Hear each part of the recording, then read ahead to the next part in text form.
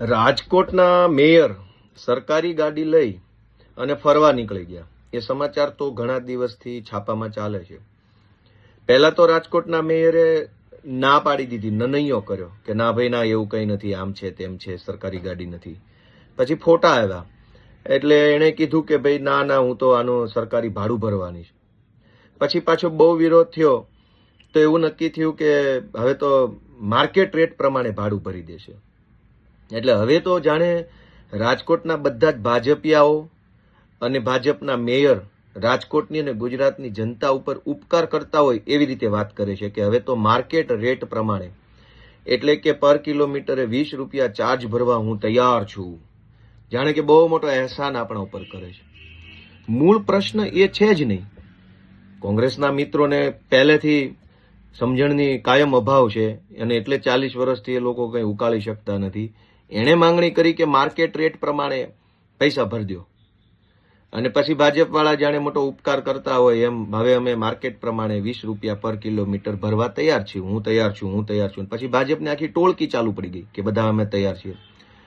પ્રશ્ન એ નથી કે તમે 2 રૂપિયા લેખે પૈસા ભરશો કે 20 રૂપિયા લેખે ભરશો. પ્રશ્ન એ છે કે રાજકોટના કોઈ સામાન્ય વિસ્તારમાં રહેતા માણસના લગ્ન હોય અને પર કિલોમીટરે 40 રૂપિયા આપીને લગ્નના વરઘોડામાં ગાડી લઈ જાવીશ. મેયર લખેલું આમ મોટું પાટિયું આવે, સાયરન બાયરન હોય તો એ આવે, સરકારી નંબર પ્લેટ હોય, સરકારી ડ્રાઈવર સાથે. મારે પોતાને 40 રૂપિયા પર કિલોમીટરે લગ્નમાં ગાડી જોતી છે, આપશો? માર્કેટ રેટ માટે, માર્કેટ રેટ પ્રમાણે પૈસા ભર્યા કે ન ભર્યા એ પ્રશ્ન જ નથી. ગાડીનો ઉપયોગ ક્યાં થઈ રહ્યો છે એ મોટો પ્રશ્ન છે. માર્કેટ રેટ કરતા 10 રૂપિયા વધુ આપીને મારે ફરવા જવું સાપુતારા, 30 રૂપિયામાં મારે પર કિલોમીટર 30 રૂપિયા મારે સાપુતારા ફરવા જવું છે, આપશે રાજકોટના મેયરની ગાડી? 20 ભર્યા, 30 ભર્યા, 40 ભર્યા એ પ્રશ્ન જ નથી. ગાડી ક્યાં વપરાય છે એ મોટો પ્રશ્ન છે. ભાજપવાળાને ટોળકી આખી અભણ છે, એનું નેતૃત્વ તે એકદમ ઓછું ભણેલ માણસો કરે છે, અને કોંગ્રેસવાળાને ભગવાને પહેલેથી બુદ્ધિ મર્યાદામાં જ આપેલી છે. એને ખબર નથી કે મૂળ પ્રશ્ન 20 રૂપિયા, 10 રૂપિયા, 2 રૂપિયા નથી. મૂળ પ્રશ્ન એ છે કે ગાડી કઈ છે અને એ વપરાય છે ક્યાં. આપણને અંતિમ રથ આવે, માણસ ગુજરી જાય પછી સ્મશાને લઈ જવા માટે મોટા શહેરોમાં અંતિમ રથ હોય. અંતિમ રથ મફત આપે તો કોઈ જાનમાં લઈ જાય કે ભાઈ મફત, ડ્રાઈવરે મફત, ડીઝલે મફત, તમારે જેટલી ગાડી ફેરવી હોય એટલી ફેરવો, લગ્નમાં લઈ જાઓ, સ્નેહ મિલનમાં, સમૂહ લગ્ન લઈ જશે કોઈ? એ અંતિમ રથ છે. એ લગ્નમાં મફતમાં ન લઈ જવાય. એમાં સરકારી ગાડી છે, પર કિલોમીટર 20 રૂપિયા નહીં 200 રૂપિયા ભરીને પણ એને સરકારી કામ સિવાય રાજકોટની બહાર નથી લઈ જવાની. એના બદલે ભાજપની આખી ટોળકી જાણે મોટું અહેસાન કર્યું હોય રાજકોટ ઉપર 20 રૂપિયા આપીને. હજુ આપ્યા નથી આપ્યા ખબર નથી, પણ 20 રૂપિયા લેખે ચાર્જ ચૂકવવા માટેની જે તૈયારી બતાવી છે એ તો બહુ મહાન આપણા ભારત ઉપર અહેસાન છે રાજકોટના તમામ ભાજપિયાઓનો. મારી વિનંતી છે કે હવે રાજકોટના મેયરની ગાડી પર કિલોમીટરે 20 કે 25 કે 30, 35, 40માં આખા ગામને ભાડે આપવાનું ચાલુ કરી દો.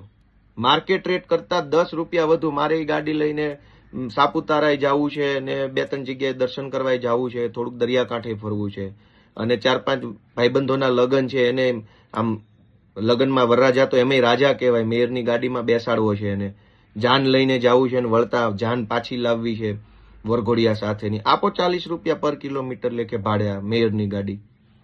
હાલી શું નીકળ્યા છો અહેસાન જતાવા? અને કોંગ્રેસના મિત્રોને વિનંતી છે, પ્રશ્ન ન પૂછતા આવડે તો કોઈ ગમે એ ભણેલા મારી જેવા માણસને એકવાર પૂછો કે આમાં મુદ્દો માર્કેટ રેટ પ્રમાણે ચાર્જ ભરવો એ છે કે મુદ્દો વાહનનો શું વપરાશ થયો છે એ છે. એવું ક્યારેક પૂછો, સલાહ સૂચન લેવામાં નાના નહીં થઈ જાવ. ન ખબર પડતી હોય 10 વખત પૂછો, કોઈક ડાયો માણસ સલાહ આપશે. યોગ્ય મુદ્દા ઉઠાવો, લોકો ગુમરાહ ન થાય એવો મુદ્દો ઉઠાવો. ભાજપના લોકો ચાર્જ ભરવા તૈયાર છે કે નહીં એ મુદ્દો નથી.